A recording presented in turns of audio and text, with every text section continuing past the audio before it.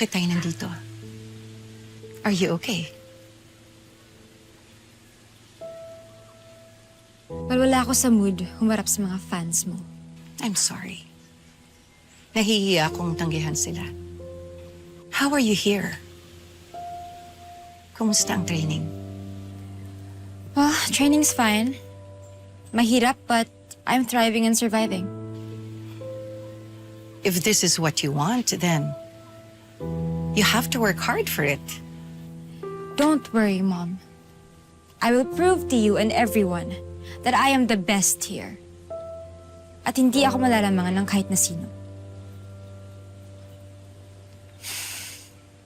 Like, this one girl here na sobrang pabida. Akala mo kung sinong magaling? Dinadaan naman sa paawa lahat ng exercises. You know, I just wish na matanggal na siya. And do something about it. Galingan mo lahat ng performances mo. Focus on your goal. Intindihin mo yung sarili mo. Rather than mamumroblema ka sa ibang tao, just play fair. Eh, yun naman talagang tinuturo ko sa'yo, hindi ba? Eh, yun naman yung ginagawa ko, Mom. It's just sometimes, sinuswerte lang yung babaeng yun. Ano ka ba naman, Minsan? Tama na. Walang kasalanan niyang wig. Alam mo, makakaisip pa tayo ng ibang paraan para masolusyonan to. Ha, tama. Pupunta tayo sa polis. Ipablatan natin si Sheila para may report siya dun.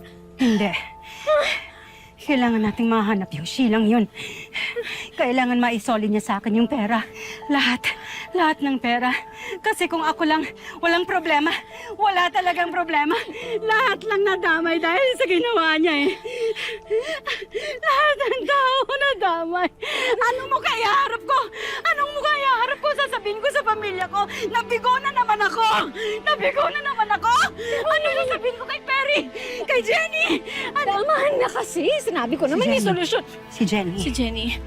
Si Jenny. Then, you just have to work harder.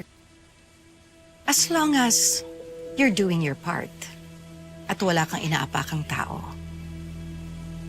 you're in the right path. Pero minsan, hindi mo talaga maiiwasan na meron talagang ibang tao na gagawin ng lahat, maging hadlang sa success mo. But you have to fight for it. Akala mo ba, nakarating ako sa posisyon ko for being a saint? Of course not. But I have to protect my image. Pero hindi ibig sabihin nun na magpapakamartir ako. Lalong-lalo na kapag may gustong magpabagsak sa akin. Kinapang ko ito. I clawed my way to the top. And anyone who attempts to ruin everything that I have worked hard for, sisiguraduhin ko na mauuna silang babagsak sa lupa. Wait, you mean na-experience? Yes. Alam ko kung anong dapat kong paniwalaan. Minsan may nagtangkang sirain ako at agawan ng pwesto. Pero bago niya nagawa ang pinaplano niya, pinatanggal ko siya. Walang makakahadlang sa pangarap ko at sa mga taong mahal ko. Yan ang tatandaan mo.